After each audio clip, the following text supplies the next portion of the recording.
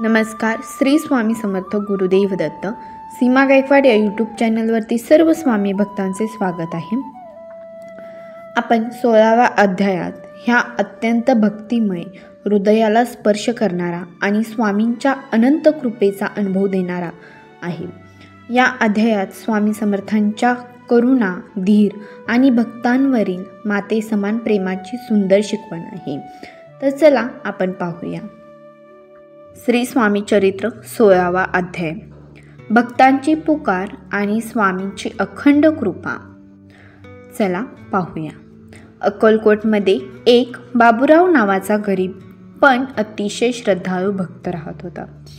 त्याचे जीवन संकटांनी भरलेले, घरची परिस्थिती हलाखीची, मुलं लहान आणि शरीराने हे अशक्त.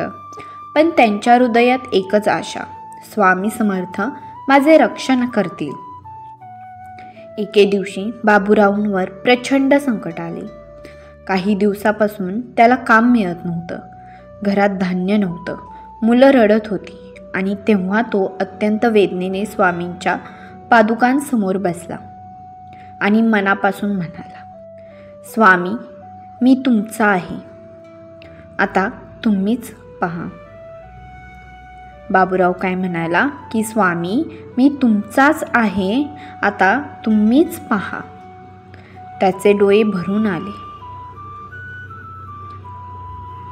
यावर स्वामींची अद्भुत लीला काय आहे, चला पाहूया. त्याच क्षणी स्वामी समर्थ अक्कलकोटमध्ये वटवृक्षाखाली बसले होते. त्यांनी डोळे मिटून स्मित केले. जणू बाबूरावची पुकार त्यांच्या हृदयापर्यंत पोचली. स्वामींनी जवळच्या एका भक्ताला हाक मारली. अरे, बाबूरावाला अन्नधान्य घेऊन दे आणि सांग, चिंता करू नको, तुझ्या घरात आता दुःख राहणार नाही.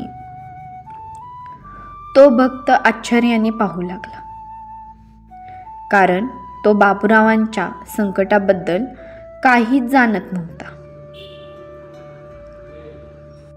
पण स्वामींनी सांगितलं म्हणून तो लगेच बाबूरावांच्या घरी गेला.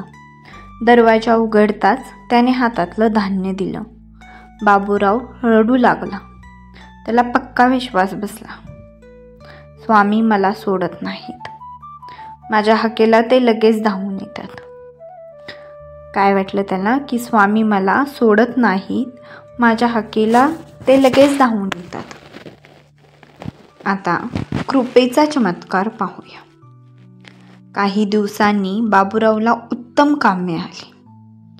त्याचं घर सुधारलं, परिस्थिती आनंदात बदलली आणि एक दिवस तो स्वामींच्या समोर गेला. तो डोळ्यात पाणी आणून म्हणाला, स्वामी, मी कोण? एक गरीब जीव, आणि तुम्ही माझ्यासाठी इतकं केलं. स्वामी समर्थ हसले आणि म्हणाले, अरे बाबा, माझं कामच ते. भक्तांची ओढ आणि प्रेम पाहिलं की मी धावत येतो. भक्तांची ओढ आणि प्रेम पाहिलं की मी धावत येतो. हीच वचन ऐकून सर्व भक्त भावविभोर झाले. आता या अध्यायातून आपल्याला काय शिकायला मिळाले किंवा स्वामींची काय शिकवण आहेत पाहूया. या अध्यायातून आपल्याला स्वामी समर्थांची एक महान शिकवण मिळते. तर ती कोणती आहे, चला पाहूया. 1.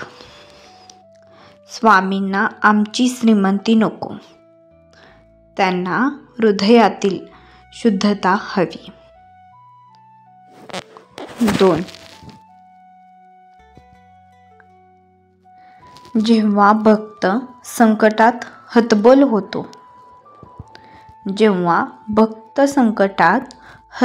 होतो, तेव्हा स्वामी स्वतः त्याला उठवतात. 3. स्वामींच्या कृपेवर श्रद्धा ठेवल्यास. स्वामींच्या कृपेवर श्रद्धा ठेवल्यास जीवनातील कठीण पर्वही सहज पार पडतात.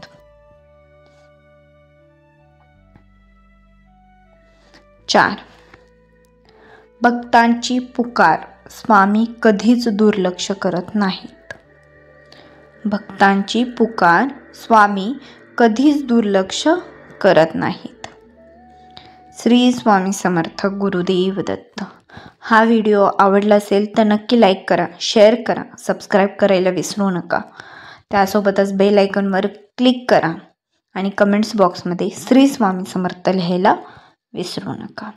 श्री स्वामी समर्थ. गुरुदेव दत्त. धन्यवाद.